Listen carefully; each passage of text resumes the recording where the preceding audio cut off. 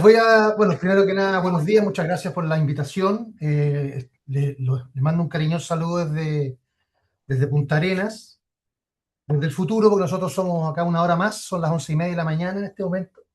Y les voy a hablar del Hospital de Sant Pau, de Barcelona.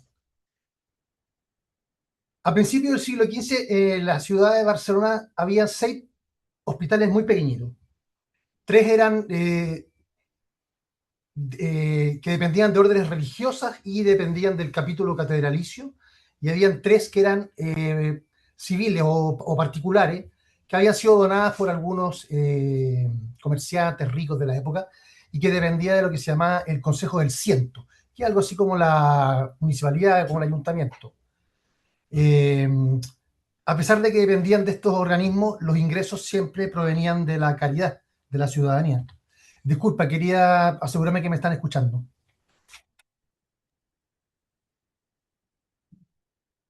¿Aló? Sí, te escuchamos. Perfecto, perfecto, gracias. Sí, se escucha perfecto. Muchas gracias. Bueno, como les contaba, a principios del siglo XV, 1401, estos centros entraron en dificultades económicas serias, derivadas un poco de la peste que había azotado Europa en la segunda mitad del siglo anterior a este, y por el aumento de la cantidad de población. Esto llevó a que el Consejo del Ciento y el capítulo catedralicio se unieran y decidieran hacer un único hospital uniendo a estos centros sanitarios. La idea de esto era mejorar la gestión y la administración de los recursos. Esta medida fue ratificada ese mismo año, 1401, por una bula papal del Papa Benedicto XIII, el Papa Luna, el Papa de Aviñón, esto en pleno, el antipapa le decían, esto en pleno cisma de Occidente de la Iglesia Católica. Él autorizó la construcción del Hospital de la Santa Cruz en la zona del Raval. Esto en la zona del Raval es en las afueras de Barcelona. Para quienes hayan estado en Barcelona, en la Rambla corría una de las paredes medievales. Fuera de eso era el Raval. Y si ustedes han tenido la suerte de estar en la Rambla y están en la entrada de la boquería, ¿cierto? Del Mercado San José, si ustedes entran y atraviesan la boquería y salen por detrás de la boquería, van a encontrar este antiguo hospital. Eh, este hospital fue ideado con un modelo de claustro eclesiástico, es decir, un edificio grande, de 4 alas, de estructura rectangular, de 2 pisos, que estaban en torno a un patio. El rey Martín I de Aragón, de Cerdeña, de Sicilia y conde de Barcelona, el rey Martín el Humano, le decían, presenció la colocación de la primera piedra de este edificio en febrero de 1401 y no se terminó hasta 1450. Eh, Desde el principio, esta fundación, este hospital estuvo dirigido por la mía, que era la muy ilustre administración. Esta administración estaba formada por 2 representantes del capítulo catedralicio y 2 representantes del Consejo del Ciento, del Ayuntamiento. Y permaneció así tal cual hasta 1990, en que este hospital pasó a formar parte de la Generalitat de Cataluña, y en ese momento se agregaron 2 representantes de la Generalitat, pero siempre los ingresos siguieron dependiendo de donativos legados particulares. Es interesante que con el paso de los años se agregaron otras fuentes de financiación, y es bueno mencionar dos, que una era eh, heredaban los bienes de las personas que morían sin descendencia o sin descendencia legítima. Y lo otro interesante, que ellos gozaban de algo que se llamaba el privilegio de la comedia, es decir, la fundación la junta del hospital recibía todos los derechos exclusivos de todas las representaciones teatrales que se hacían en Barcelona, tanto así que llegaron a tener su propio teatro. Durante más de 5 siglos fue el gran hospital de la ciudad de Barcelona y de toda su zona de influencia. La actividad de caridad de este hospital iba más allá del cuidado de los enfermos, porque a fines del siglo XIX incluso tenían un hogar de huérfanos en que los acogían y les entregaban no solo salud, sino alimentación y educación. pero para esta época, ya a fines del siglo XIX, este edificio gótico de la zona del Raval ya empezó a manifestar síntomas de fatiga, ¿no? Durante 5 siglos de actividad ininterrumpida, el hospital ya no pudo responder al crecimiento de la ciudad de Barcelona, ni a los constantes avances de la medicina, por lo que la construcción de un nuevo hospital ya era absolutamente necesaria. Los últimos años de actividad del Hospital de la Santa Cruz de Barcelona coinciden con el advenimiento de la gran transformación urbanística de Barcelona de la segunda mitad del siglo XIX, que es el desarrollo del Plan Cerdà y la construcción de l'Eixample, ¿no? Y Alfonso Cerdà era un ingeniero civil al cual se le encargó la ampliación de Barcelona porque ya no cabía más gente, y él ideó este plan que es el Eixample, o la extensión o la expansión, ¿no? El Eixample es toda la zona que está desde Plaza Cataluña hacia allá, por el Paseo de Gracia, la avenida Diagonal, las Cortes Catalanas, donde está la Sagrada Familia. Esa es la zona del ensanche, ¿ya? Pau Gil y Serra era un banquero catalán que residía en París, donde murió en 1896, y él dejó establecido en su testamento que parte de su legado debía ser destinado a la construcción del nuevo hospital de Barcelona. Entre las indicaciones de Gil, él imponía que el nuevo centro reuniera las más avanzadas innovaciones desde el punto de vista tecnológico, arquitectónico, y que se basara en las ideas higienistas que estaban en boga en esa época, y que además su nombre fuera incluido, ¿no? Por eso que se pasó a llamar el Hospital de la Santa Creu y Sant Pau, pero que en realidad actualmente se conoce como el Hospital de Sant Pau solamente, ¿no? Se logra un acuerdo entre la Junta del Hospital de la Santa Cruz y los albaceas de Pau Gil, lo que hizo posible la construcción de este nuevo hospital en unos terrenos que tenía la Junta en Barcelona. Y este proyecto se le encargó a Luis Domenech y Montaner, gran figura del modernismo catalán. El modernismo catalán fue un movimiento artístico, cultural, equivalente al Art Nouveau europeo, ¿no? Floreció en Cataluña entre 1885 y 1920, impulsado por la burguesía catalana, la burguesía industrial catalana, que lo que pretendía era renovar la identidad de los catalanes. Este movimiento transformó profundamente todas las artes plásticas, la escultura, la literatura, pero indudablemente que la expresión más célebre del modernismo catalán está dada por la arquitectura, caracterizada por líneas curvas, formas orgánicas y una gran riqueza decorativa. Esa foto que está ahí es una foto del Palacio de la Música Catalana. El principal representante, sin lugar a dudas, Antoni Gaudí, que nos dejó la Sagrada Familia, la Casa Batlló, la Casa Milà o la Pedrera, que quedan ahí en el Paseo de Gracia. Otro gran representante es Josep Puig i Cadafalch, que nos dejó la casa de los Pinchos, la Casa Matller, que fue discípulo de Domenech Montaner, que además del Hospital de Sant Pau nos dejó la Casa Lleó Morera, el Palacio de la Música Catalana, y el Instituto de Pere Mata, o Pedro Mata. Este instituto es un hospital psiquiátrico que queda en Tarragona, y se van a dar cuenta ustedes que tiene muchas similitudes con el hospital del que les voy a mencionar, que es el de Sant Pau.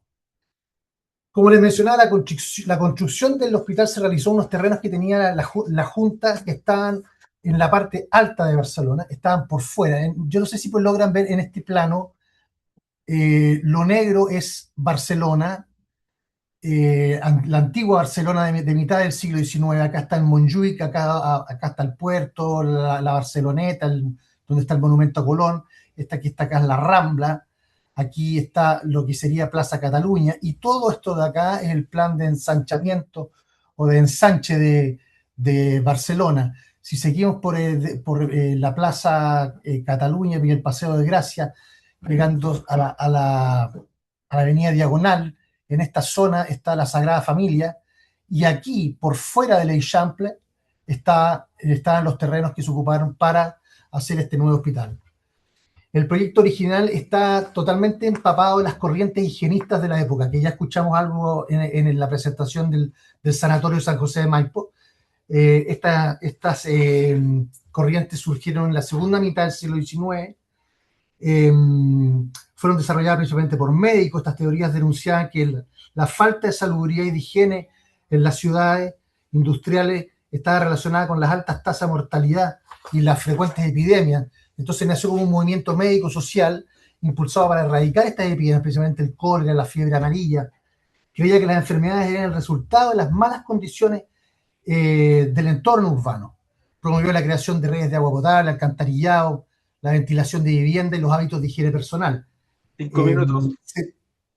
Sentó las bases de la salud pública moderna, transformando la salubridad y la planificación de las ciudades. Siguiendo las instrucciones de Pau Gil, la propuesta responde a estas ideas higienistas del momento, con un hospital que se organizó en pabellones independientes, orientados de este a oeste para poder garantizar una buena luz solar, rodeada de jardines y con galerías subterráneas que unían todos estos pabellones por donde transitaban los vehículos. Se empezó a construir en 1902. Las 9 manzanas se articulan en torno a 2 avenidas principales que forman 4 cuadrantes. El norte para los no infecciosos, el sur para los infecciosos, el lado derecho para las mujeres, el lado izquierdo para los hombres. Esto tiene una tremenda, un simbolismo tremendo típico del modernismo catalán. O sea, las 4 calles secundarias nos recuerdan las barras de sangre, son estas barras de la bandera catalana, y las diagonales principales, indudablemente, que recuerdan la cruz de San Jordi. La iluminación, la buena ventilación, la decoración de los pabellones hicieron de este hospital que fuera un espacio único en el mundo. Un nuevo modelo hospitalario que introducía la importancia del espacio abierto y del saneamiento y el tratamiento, del tratamiento de las enfermedades. Otro elemento diferencial de este proyecto era el jardín.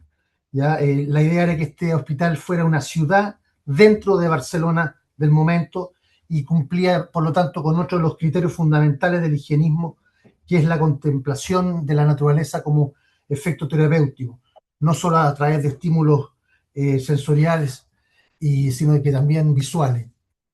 El jardín, además de ser estético, era un oasis de recreo, proporcionaba a los enfermos un espacio tranquilo, agradable, que contrastaba con las condiciones insalubres que se vivían en Barcelona. Los enfermos al salir al jardín contemplaban árboles como naranjos, olmos, plantas medicinales, aromáticas como cedrón, salvia, lavanda, y los que no podían salir tenían la oportunidad de ver a través de grandes ventanales que estaban por todos los edificios. La naturaleza era fuente de inspiración incluso al interior del recinto. Los techos estaban revestidos de cerámicas que representaban hojas, flores. Las paredes estaban recubiertas de baldosas con motivos florales. Estos son algunos ejemplos. Se puede ver que la idea era que pareciera que estuvieran en un jardín los enfermos o en un bosque, si ustedes quieren, con flores, las baldosas, los revestimientos. Inicialmente se iban a construir 48 edificios, pero al final solo se pudieron construir 27. 16 fueron construidos bajo el proyecto modernista original. Después faltó la plata, hubo problemas administrativos. Finalmente, el año 23 muere Domenech y su hijo Pere se encargó de ejecutar los trabajos finales. En este cuadrito se puede ver en verde el original, en café la segunda etapa, y bueno, y esos rojos es el Hospital Nuevo. Finalmente, el rey Alfonso inauguró este hospital en 1930, a pesar de que ya habían enfermos desde 1915. Para ir terminando, el aumento de la demanda sanitaria, el deterioro estructural a lo largo de los años, evidenciaron que el conjunto modernista ya no reunía las condiciones como para seguir operando. Por lo tanto, en el año 2009 la actividad sanitaria se trasladó a un edificio más moderno que está en el lado norte del conjunto. Entró en otra etapa el Hospital de San Pau. Se rehabilitó y se permitió poner en valor la obra del modernismo catalán, específicamente de Domenech. El San Pau, además de ser un centro de relevancia internacional, se convirtió en un nuevo referente cultural. Con los años, además de ser el hospital de referencia para la ciudadanía, se convirtió en el referente destacado del patrimonio y la cultura de Barcelona y Cataluña. En 1978 fue declarado monumento histórico, artístico, en 1997 Patrimonio Mundial por la UNESCO. Se los recomiendo, para los que tengan la suerte de ir a Barcelona, se pueden hacer visitas guiadas que son de bajo costo y es un lugar que vale mucho la pena conocer. Muchas gracias.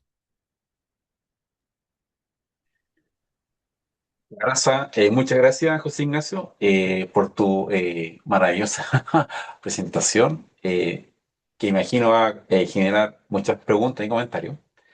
Así que para seguir avanzando en nuestro seminario y pasar posteriormente a las preguntas del público, le damos la bienvenida a Valeria, que está presente acá. Bienvenida, Valeria. Gracias por sumarte al seminario.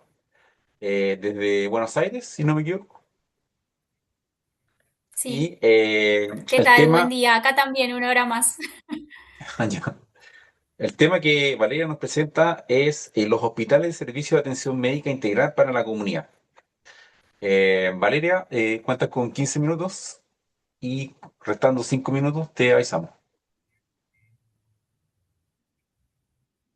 Bien, bueno, muchas gracias. A ver, también voy a presentar. ¿Se me escucha bien? Sí.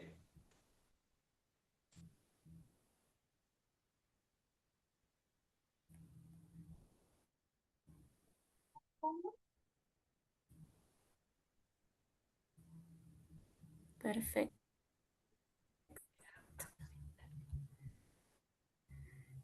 Entonces, a ver, vamos de vuelta.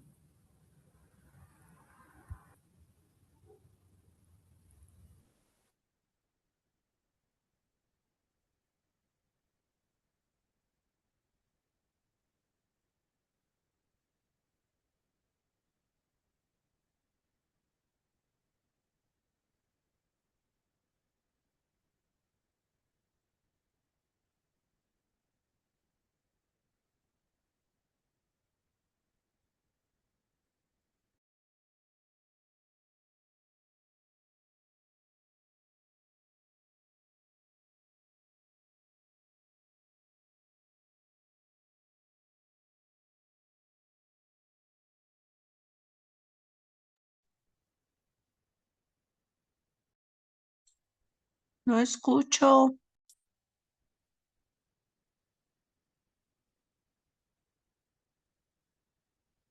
Valeria, no te escuchamos. Inicialmente te escuchamos, pero ahora ya no.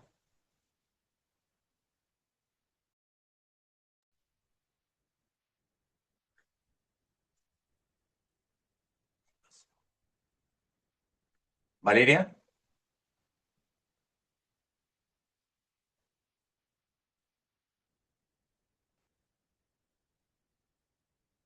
No la tenéis muteada ella. No se escucha, sí, estamos todos.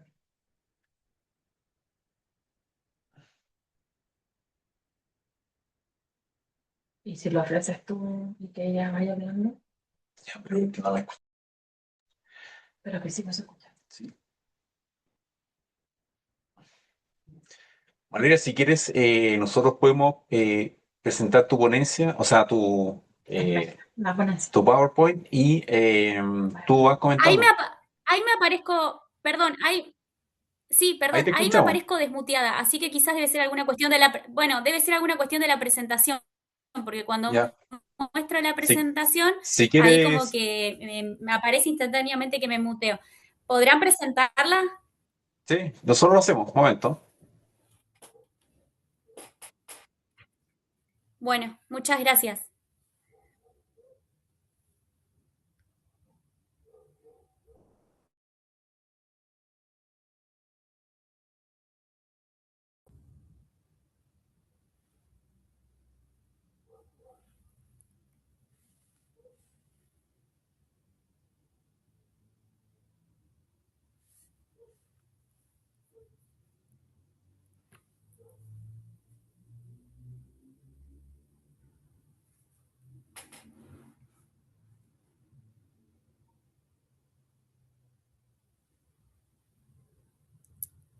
Ahí está, buenísimo.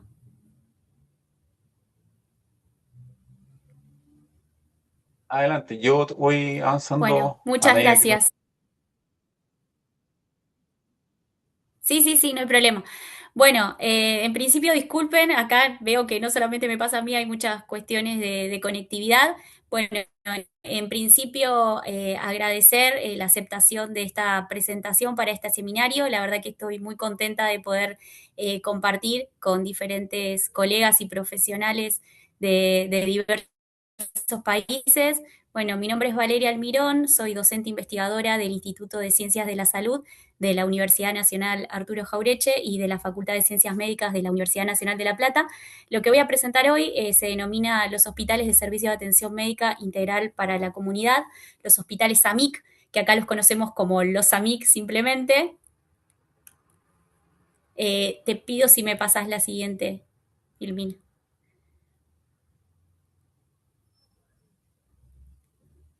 Te pido si me pasas la siguiente, Filmina, perdón, Marcelo. Ahí está, gracias. Entonces, en principio, ¿cómo nace la idea de, digamos, de recuperar la historia de estos hospitales AMIC?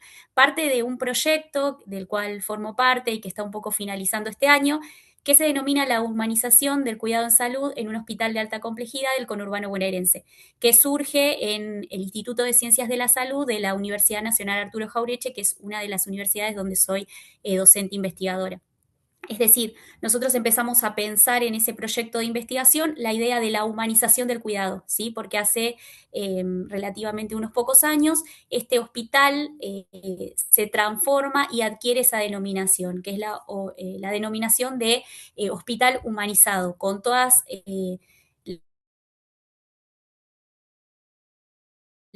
el componente, ¿no? Como un concepto nuevo que se empieza a utilizar en las ciencias de la salud. Pero una cuestión que fue surgiendo de ese proyecto y que por lo menos a mí me atraviesa como cientista social y como historiadora de la salud, era que había muy pocos trabajos, o casi ninguno diría, que dieran cuenta del surgimiento de estos hospitales, es decir, la historia de estos hospitales.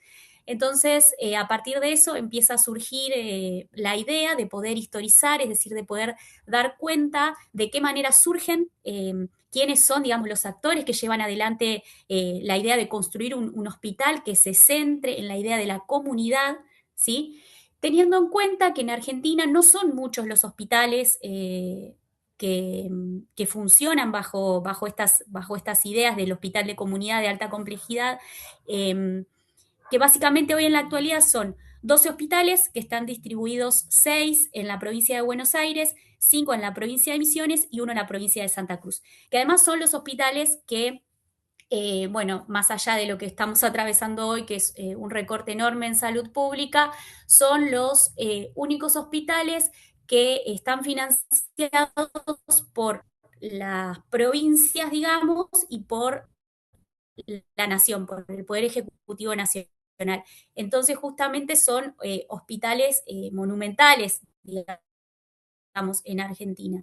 Y a pesar de presentar esa característica de la importante noticias estos últimos años, por ejemplo, uno de estos hospitales es el Hospital Garrahan, que es un hospital muy conocido de referencia acá en Argentina, pero en toda Latinoamérica, porque es un hospital de alta complejidad pensado para los niños y para el tratamiento de las diferentes enfermedades de los niños, por lo cual no solo recurre gente de Argentina, sino también que gente de toda Latinoamérica, niños de toda Latinoamérica se atienden en ese hospital. Entonces fue muy conocido en las noticias por los casos de desfinanciamiento en el hospital.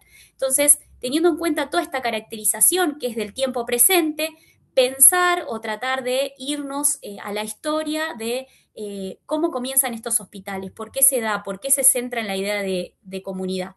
Te pido si me pasás la siguiente, Marcelo, muchas gracias. Entonces, como para poder empezar a establecer o pensar este trabajo, en cuanto a las cuestiones metodológicas, tomé fuentes documentales bien concretas, que tenían que ver con empezar a analizar libros biográficos sobre trayectorias de algunos médicos que habían participado en instituciones de la salud durante las décadas de 1960, 1970 y 1980. Porque yo ya venía con esta idea y pensando esta idea, de poder tratar de rescatar a partir de esas trayectorias de vida, entonces la historia de los hospitales, ¿sí? Y por otro lado, una cosa que se me empezó a presentar es entender que, bueno, efectivamente, como ahora les voy a contar, estos SAMIC nacen en el año 1966, durante un periodo de facto en Argentina, ¿sí? Por ende se forman o se conforman por decreto ley. Sin embargo, empiezo a encontrar ya en los primeros documentos que empiezo a leer que había proyectos previos, es decir, durante el gobierno constitucional anterior al periodo de facto, que era el gobierno de Ilia, empiezo a ver proyectos que tienen que ver con la conformación de un hospital de comunidad, ¿no? Donde la palabra central está en la idea de la comunidad. Entonces, el estado del arte, para poder dar cuenta y entender esto y el marco teórico, trato de ser un poco sintética con esto, tiene que ver con entender las políticas sociales durante los periodos dictatoriales, ¿no? Y ahora les voy a contar un poco más de eso, las políticas sanitarias durante ese periodo, que ahí ustedes quizás me puedan también contar un poco cómo es esto en cada uno de los países, pero por lo menos acá en Argentina, la historia social de la salud y la enfermedad está caracterizada o está mayormente desarrollada por lo menos hasta la década del 50, digamos, de la década del 60, del 70, del 80, del 90, y podríamos seguir pensando dónde es el recorte, no teniendo en cuenta por lo menos acá la historia reciente.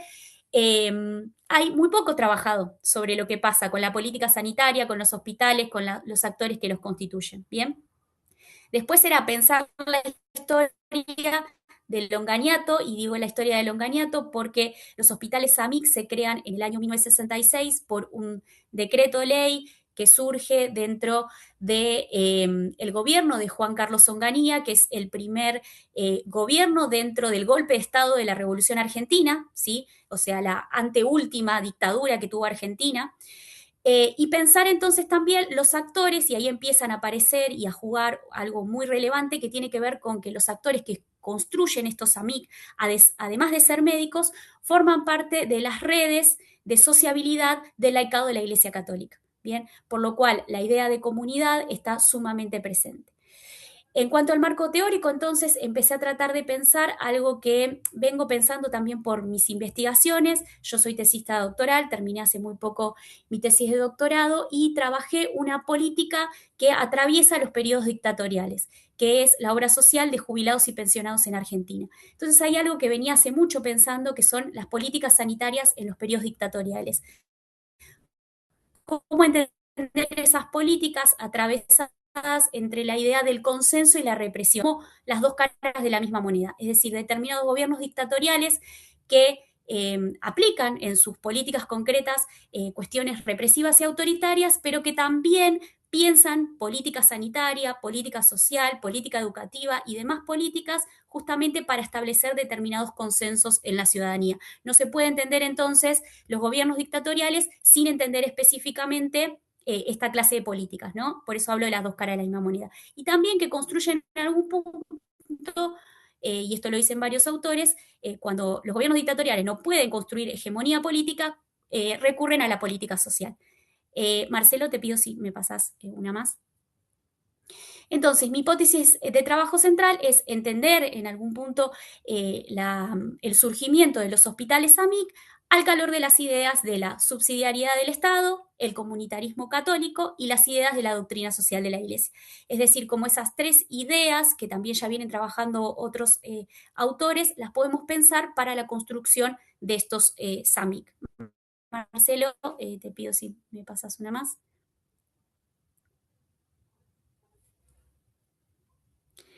Básicamente la estructura un poco de esta presentación, pero también de la ponencia, y un poco la idea también es que esto después se convierta en un artículo científico, es pensar, por un lado, los hospitales AMIC en el marco de la historia reciente argentina, ¿no? Como una política concreta, la década de 1960 en Argentina, caracterizada por técnicos sanitaristas y su relación con los organismos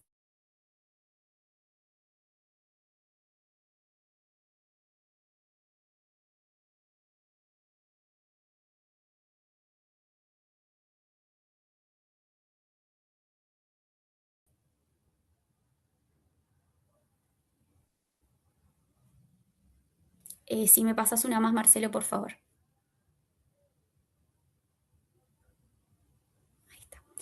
Bien, entonces, en cuanto a los hospitales AMIC, primero me importó ver como todo el telón de fondo para entender el nacimiento en ese momento puntual, o sea, qué hace que aparezcan, digamos, y que devengan en ese momento.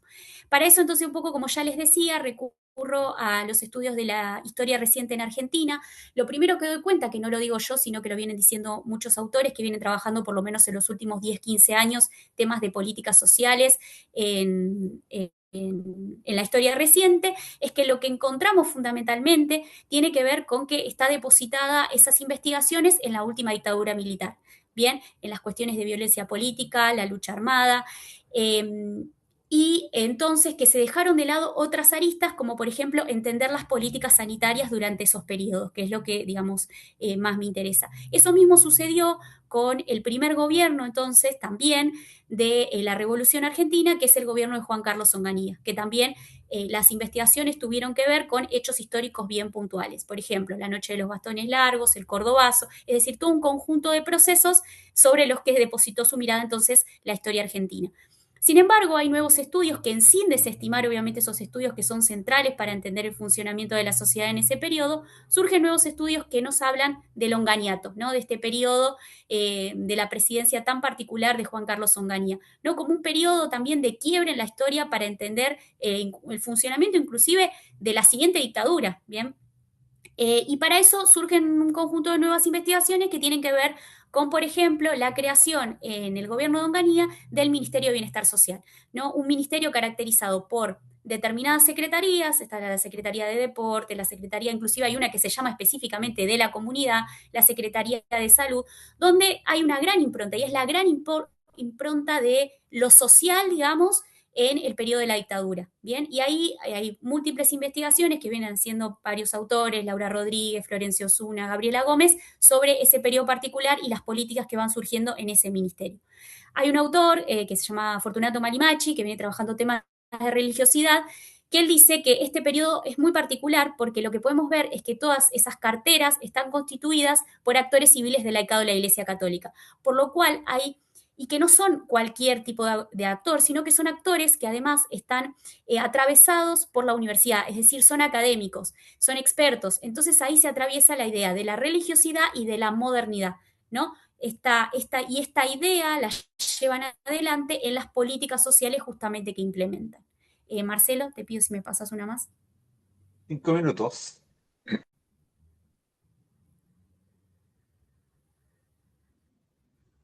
Sí. Entonces, otro entonces de los ejes era entender la década de 1960 atravesada entonces por los técnicos, los sanitaristas y los organismos internacionales, y cómo van jugando en esa suerte de experticia que van formulando estos médicos, estos sanitaristas católicos, para pensar entonces la idea del SAMIC. Por un lado, veo claramente lo que podemos decir el fracaso de una ley, es decir, el periodo democrático previo al golpe, que es el gobierno de Arturo Illia, que se desarrolla entre el año 1963 y 1966, con estas iniciativas que se empiezan a dar de parte de estos sanitaristas para crear estos hospitales de comunidad. Bien, entonces ahí aparece que ingresa al Congreso, pasa por la Cámara de Diputados, sin embargo en la Cámara de Senadores no es aprobado. ¿Sí? Por lo cual queda estancado, digamos. Sin embargo, ese mismo proyecto logra convertirse a través de decreto ley durante el periodo de la dictadura. Y ahí aparecen varias hipótesis que, desde mi parte, mi idea es poder seguir profundizando, es que aparecen varios sanitaristas que ya están presentes durante el gobierno de Illia, que van a tener una continuidad durante el gobierno dictatorial, que además nos muestra todo un universo, ¿no? También de estos actores sociales que forman parte de diferentes gobiernos, ¿no? Gobiernos constitucionales y gobiernos democráticos. Después, en cuanto a las discusiones sanitarias locales que se empiezan a dar, ¿sí? Hay un autor argentino sanitarista que es Mario Testa, que él habla o se refiere a estos sanitaristas como la tecnoburocracia, es decir, como ese conjunto de sanitaristas que se aleja o intenta alejarse todo el tiempo de las ideas ideológicas o políticas. Sin embargo, dice él, son aquellos que más tienen un posicionamiento político, principalmente él dice tienen un posicionamiento antipopulista y antiperonista sobre todo, y que forman parte de estas diferentes carteras. Ese periodo entonces está caracterizado fundamentalmente, y las discusiones sanitarias que se están dando a nivel local tienen que ver con la centralización normativa de los procesos sanitarios, la descentralización ejecutiva hospitalaria y la participación comunitaria. Que la idea de la comunidad aparece de manera muy fuerte en estos sanitaristas justamente por su raigambre católica, ¿bien?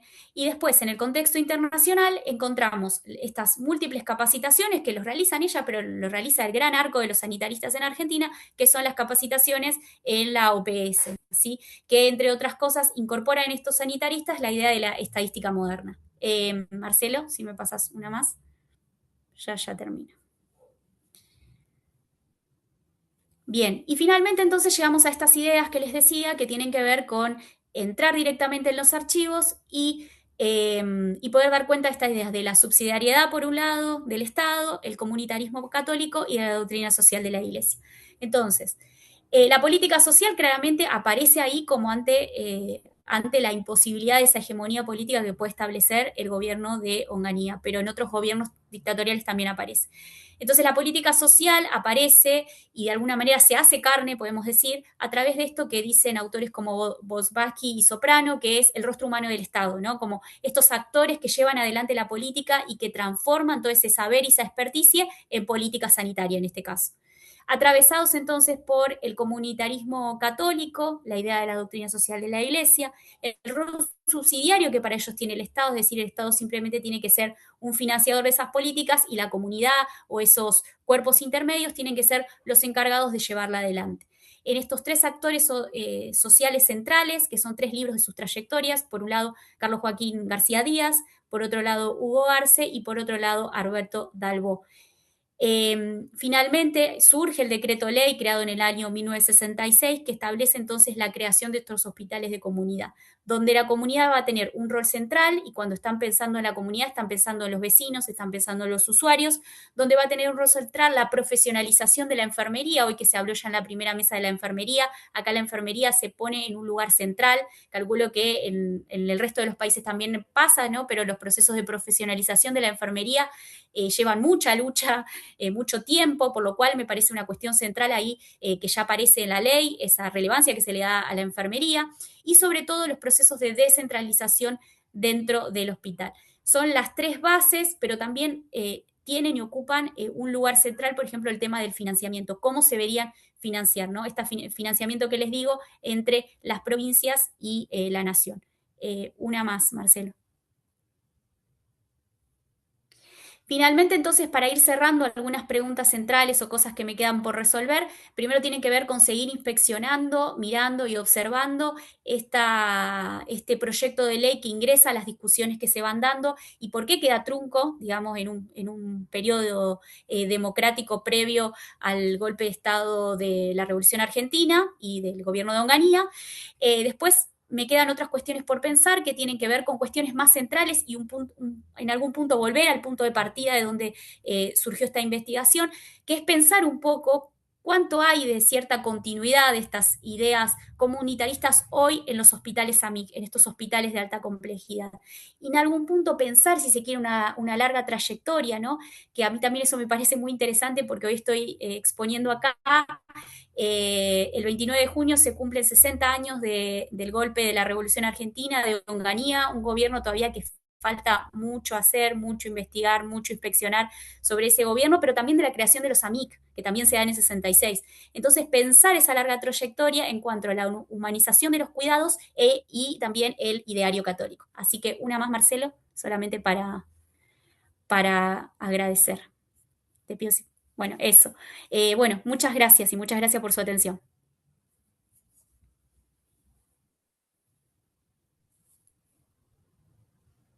Sí, Valeria, por tu valiosa presentación. Y para cerrar este ciclo de presentaciones de la mesa 2, nos corresponde presentar a Marisol Zambrano. Marisol, Saludos, bienvenida. saludos, gracias Tú vas a pasar. por sí, sí, Marcelo, te iba a solicitar que tú me pases la Ya, presentación, por favor, un por un momento. problema de conectividad. Ya. Aprovecho para agradecer a ustedes por abrir estos espacios para el intercambio de saberes del sector salud. Y El tema que voy a presentarles está muy relacionado con la temática del evento, ya que el Museo Histórico de la Enfermería Venezolana fue creado para poder desarrollar el proceso evolutivo de la enfermería en el cuidado. Por lo tanto, se encuentra estrechamente interrelacionado con el desarrollo de instituciones para la salud. El Museo Histórico de la Enfermería Venezolana, todas sus actividades están centradas en el rescate de la memoria histórica, el resguardo del patrimonio y la difusión del legado en los saberes del ejercicio de la profesión. Por favor, la siguiente.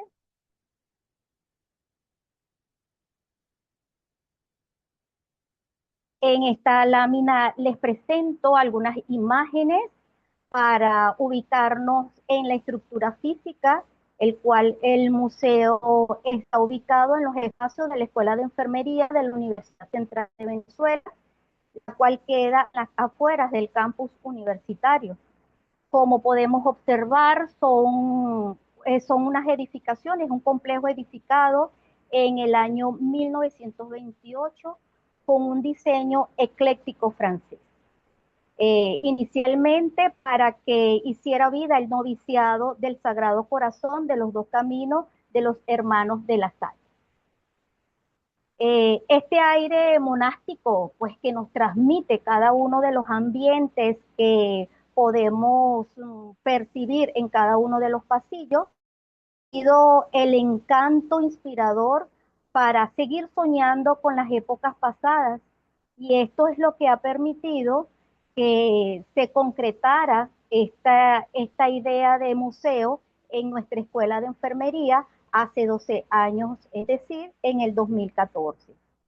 Es una propuesta inicialmente por la profesora Lilia Betancourt, una de las fundadoras de la escuela, ya jubilada, y un sueño de la profesora Mari Carmen Álvarez, que se unieron y están dejando huellas en la profesión de enfermería, convirtiéndose en un proyecto institucional que requiere consolidarse.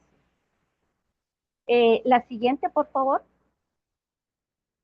Determinando entonces que el Museo Histórico de la Enfermería Venezolana tiene como su estructura la visión crear un centro de referencia histórica para el acercamiento de estudiantes, profesionales activos, jubilados en enfermería y público general interesado en el desarrollo histórico de la enfermería venezolana. Y su misión consiste en constituirse en un espacio orientado a salvaguardar la memoria histórica de la enfermería venezolana mediante la investigación, promoción y conservación de su patrimonio. En las imágenes que están allí presentes podemos observar una indumentaria que la tenemos en el museo como símbolo de esa época del siglo pasado y muestra cómo la bata verde representa el uniforme que se utilizaba para las prácticas quirúrgicas en nuestra escuela en 1992. En la siguiente foto está la imagen de la profesora María Álvarez haciendo una visita guiada a un grupo de egresados de la escuela de la promoción de 1995. Es decir, que esta primera promoción, luego de más de 30 años, pues visitó nuestra escuela y se paseó por todos estos espacios que está conformado por el museo. Siguiente, por favor.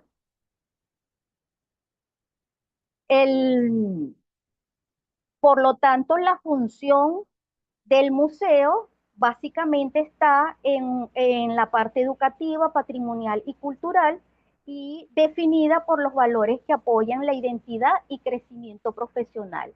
Dentro de estos valores tenemos la preservación de la memoria histórica, la exhibición continua y permanente y la conservación de objetos y documentos históricos permite a las nuevas generaciones comprender la evolución de la profesión y sus valores fundamentales. El otro valor es el fortalecimiento de la identidad profesional. El conocimiento de su historia fortalece el sentido de pertenencia y el valor del rol de la enfermería en la sociedad. En las imágenes que ustedes pueden observar, encontramos objetos del cuidado de la década del siglo pasado, en la cual pues podemos observar la mística y el interés en el desarrollo de el cuidado humanizado. Podemos, en esas imágenes podemos observar pues objetos que se utilizaron en material en un material que ya en la actualidad pues no se observa, un material de peltre. Ya en la actualidad cada uno de esos objetos los encontramos en un material plástico reciclable o en acero inoxidable. Entonces podemos observar pues que cada imagen cuenta y cada objeto cuenta una historia. En la imagen donde está la solución, podemos observar que esa solución venía en un frasco de vidrio. En la actualidad nuestra generación pues no tuvo la oportunidad de manejar ese material. Sin embargo, cada fotografía pues nos hace trasladarnos a esa época del siglo pasado. Estas imágenes fueron donadas por Dora Gudiño, una enfermera profesional, en la cual pues se evidencia esa práctica hospitalaria de dos hospitales nuestros, como es el Hospital de Niños JM de los Ríos y el Psiquiátrico de Caracas. Seguimos. En la siguiente lámina pues presentamos los otros dos valores, en la cual tenemos la promoción de la investigación histórica por medio de la conservación y el patrimonio que se ha ido desarrollando con cada uno de los objetos. Se impulsa la investigación sobre la historia de la enfermería venezolana, destacando figuras claves en el desarrollo de la práctica. En estas imágenes pues podemos observar a una enfermera de nombre Teodomira López recibiendo el uniforme y la capa al graduarse, como un símbolo de profesionalismo en el siglo pasado, 1971. Ya en la actualidad, pues estos actos de promoción no tienen la envergadura que tenía en su momento. En la otra lámina podemos observar una imagen imponente con una estructura arquitectónica, con una estructura arquitectónica donde se daba clase en el programa de la Escuela Nacional de Enfermería, el cual fue un programa que se desarrolló a partir de 1940, y esta es una imagen de la Escuela Municipal de Enfermeras en la ciudad de Caracas, en la parroquia El Paraíso, en la quinta Los Laureles, entre 1949 y 1951. Ya por supuesto, ya no es un espacio donde se da formación de enfermería, pero la imagen por sí sola pues nos muestra una disciplina y una majestuosidad increíble en la formación de enfermería del siglo pasado. La siguiente, por favor. En el cuarto valor encontramos que el museo se ha dedicado, por lo tanto, a la educación y sensibilización, donde se transforma como un espacio educativo para estudiantes, profesionales y público en general, visibilizando la historia de lucha, esfuerzo y conocimiento de la enfermería. En cuanto al conocimiento de la enfermería, como actividad que hemos estado desarrollando en el museo, está el poder realizar semblanzas bibliográficas y tributos a enfermeras venezolanas que en diferentes campos han podido ayudar en el desarrollo de la formación. Al respecto, tenemos aquí a la profesora Evelia Figuera, que también fue una de las fundadoras de nuestra escuela, la cual pues es un ejemplo para quienes la conocimos, fue un ejemplo de profesional con una excelencia académica y preocupada constantemente en la evolución del conocimiento y de la investigación en enfermería. Ella para el año 2006 ya tenía el grado de doctora en enfermería en salud y cuidado humano que se desarrolla en la Universidad de Carabobo.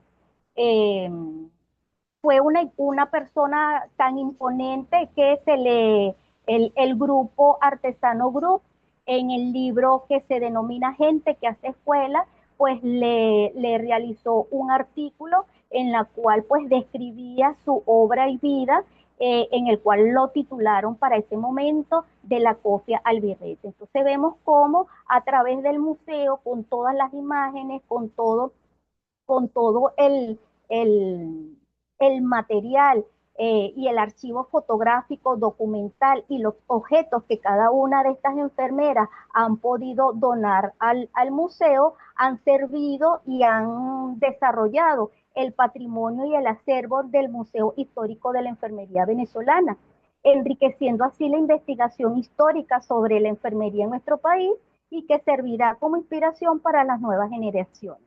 Es importante resaltar que nos hemos dado a la tarea de desarrollar estos tributos y estas semblanzas a los personajes que han representado a la enfermería venezolana mediante el uso de la metodología de la historia de vida como un proceso que implica la recopilación, interpretación y presentación de relatos personales con el objetivo de incentivar y desarrollar la experiencia humana y cómo cada una de estas mujeres pues formaron parte de su vida personal y en el desarrollo, en el contexto social del sistema de salud de nuestro país.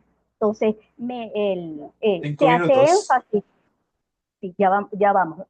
Entonces se hace énfasis en el método de investigación cualitativo, basándonos en la recopilación de datos a través de la narración oral de la vida de cada una de estas personas.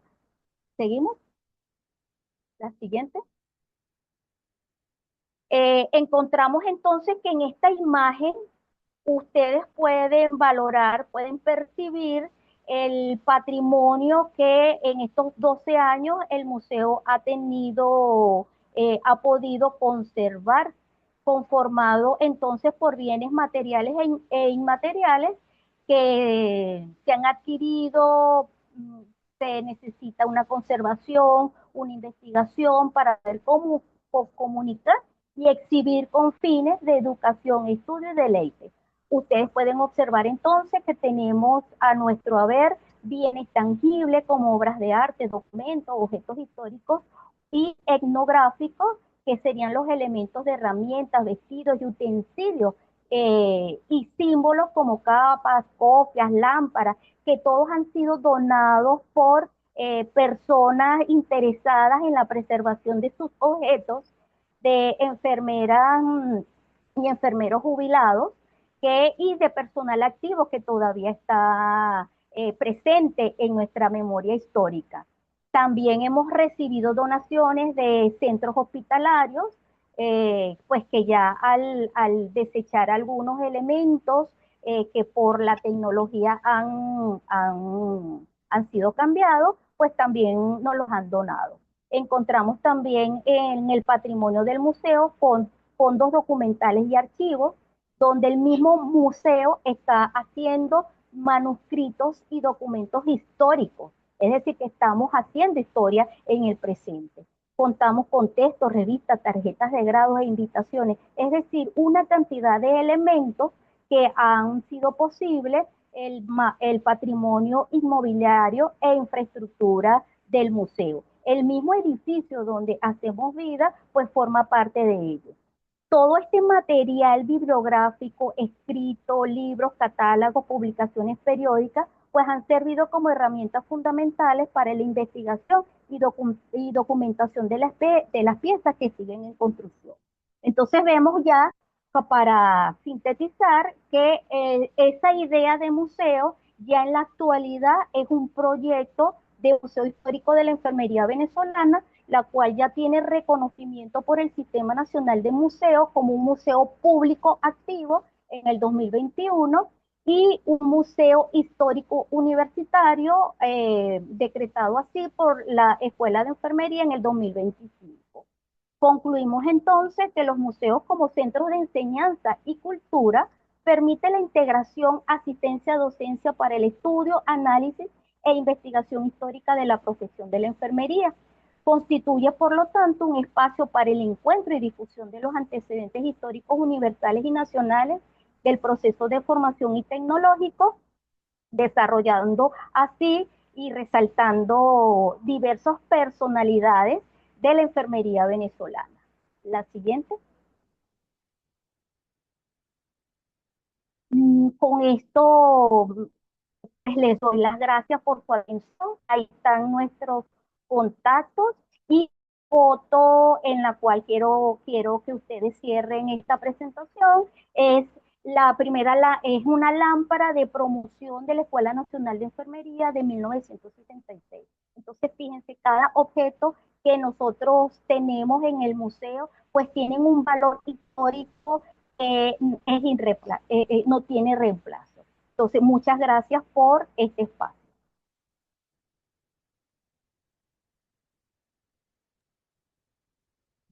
Muchas gracias, Marisol.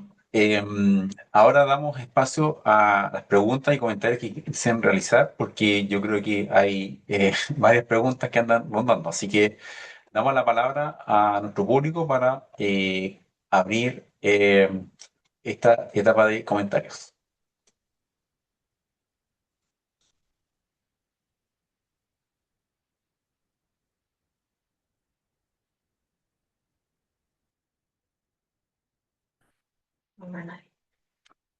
Bueno, para avanzar, yo tengo algunas preguntas.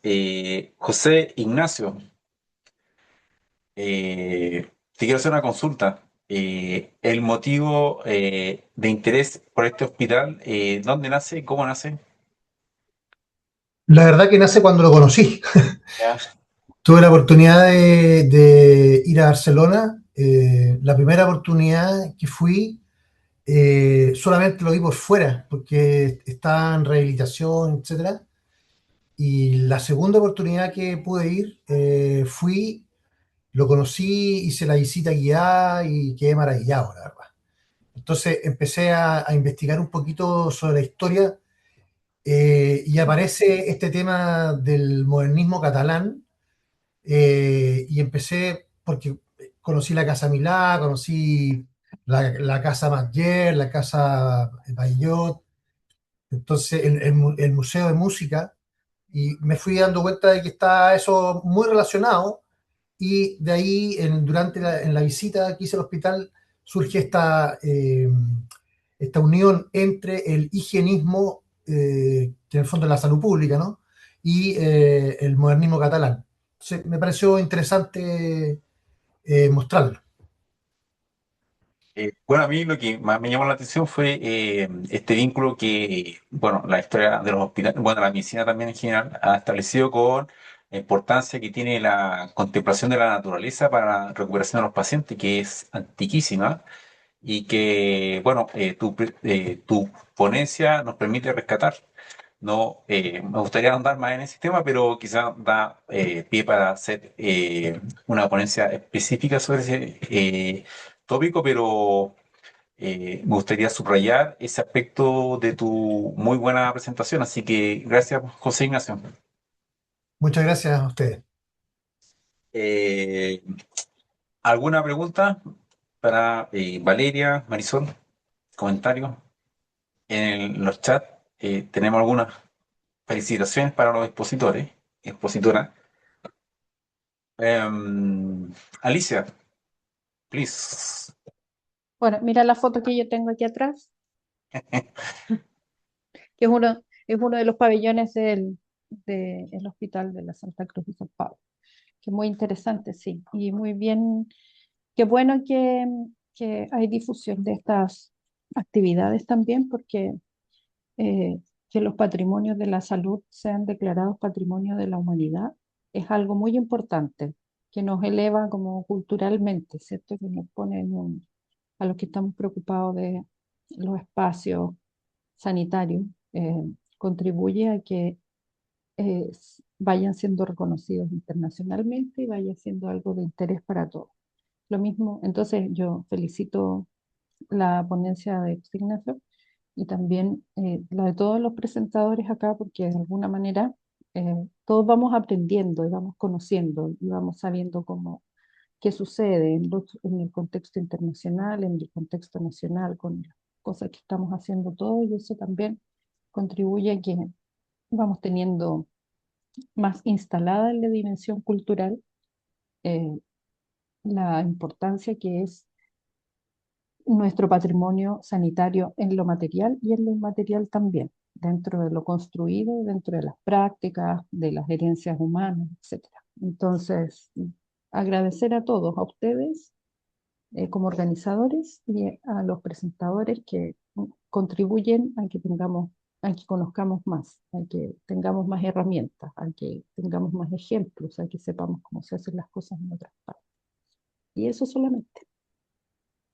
Muchas gracias. Alicia, Marisol, ¿tú querías hacer una pregunta o un comentario? Pues felicitar a todos los participantes, ya que su presentación permite hacer memoria histórica de cómo se ha ido desarrollando los hospitales y cómo se han ido transformando desde el punto de vista urbanístico todos nuestros países, encontrando una serie de similitudes. Por ejemplo, cuando la exposición de René Contreras, resaltando la figura masculina en el cuidado de la enfermería, pues eso me hace pensar en una idea que he tenido también trabajando en resaltar dos figuras masculinas en nuestro país, pues que no han sido reconocidas, pero fueron muy valiosos sus aportes en cuanto al desarrollo de hospitales de José Marcelo en su presentación, el hospital de 1830, pues eso me hace recordar que en nuestro país el hospital que tiene estas características de antigüedad está en 1888, que es el Hospital José María Vargas, que gracias a Dios todavía se mantiene en pie y conservado desde el punto de vista patrimonial. Y en la intervención de Liliana Osorio, resaltando la importancia de la inclusión de género. Eso es fundamental para el emprendimiento de la profesión de enfermería y de la profesión de las áreas de la salud en cada uno de estos países que nos preocupamos y nos integramos en ellos. Me llamó bastante la atención la intervención de Valeria Natividad en cuanto a las políticas sanitarias, que ella describe que en Argentina se desarrolló hasta los años 50. Bueno, en nuestro país hemos tenido un proceso bastante retrógrado, porque en los años 50, 80 y 90 fue un desarrollo hospitalario y desde las políticas de salud muy importante. Sin embargo, a partir del año 2000 y en los últimos 27 años hemos visto un retroceso que casi hemos llegado a este siglo de los años 50. Entonces vemos cómo cada uno de los países de Latinoamérica pues tienen algunos elementos que son similares y otros diferentes en relación a cómo el sistema de salud, dependiendo de las políticas que se implantan, las políticas gubernamentales que se estén implantando, pues hacen el cambio entre el retroceso o el avance. Y lamentablemente enfermería está relacionado con ese desarrollo. Así que en los países donde menos se invierta en salud, en la formación de enfermería se estanca. En cambio, en los países donde se invierta en el sistema de salud, la enfermería va a seguir avanzando. Gracias por todo.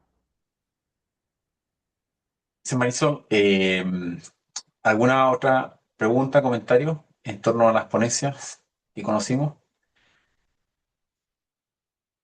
Valeria, yo te quería hacer una última pregunta, porque bueno, me gustó mucho tu presentación porque vi que tenía varias bajadas, pero hay una solo que me gustaría que tocáramos, pero yo sé que da para bastante esta charla, pero respecto a la conexión con los organismos internacionales. Tú mencionaste que la OPS estuvo involucrada en este proceso que cerraste. ¿Hay otro que en esa etapa tú conozcas que también tuvo una forma de vinculación con este proceso argentino?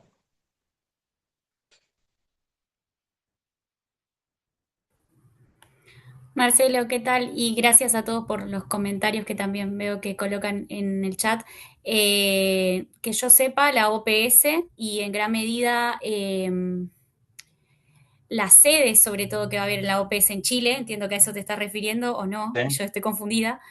Eh, Sobre todo, ¿quién más trabajó en nuestro país sobre ese tema de las conexiones de los sanitaristas, digo en nuestro país, en Argentina, de los sanitaristas con los organismos internacionales? Fue un autor de acá que se llama Federico Rayes, que él trabajó mucho esas conexiones. En todo caso, lo que tendría que hacer es tratar un poco de profundizar eso, si hay otras conexiones, pero hasta lo que por lo menos puede dar cuenta en esta parte del trabajo es con la OPS, fundamentalmente.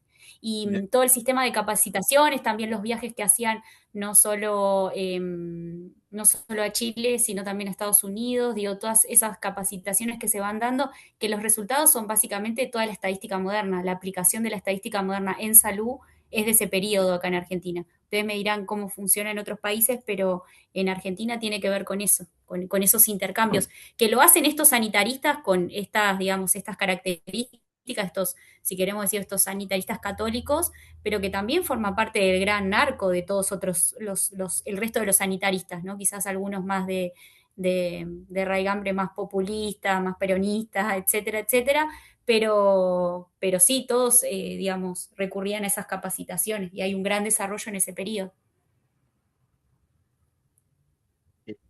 Sí, Valeria.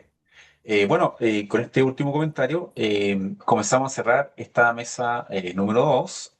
Agradecemos a quienes asistieron y presenciaron esta valiosa ponencia y damos por cerrada esta mesa 2 y los dejamos invitados para conectarnos en 10 minutos más, hacer una breve pausa para ir cerrando este seminario con la participación de nuestras últimas tres expositoras. Así que gracias por su presencia y nos vemos en unos minutos más. Chau, chau. Muchas gracias.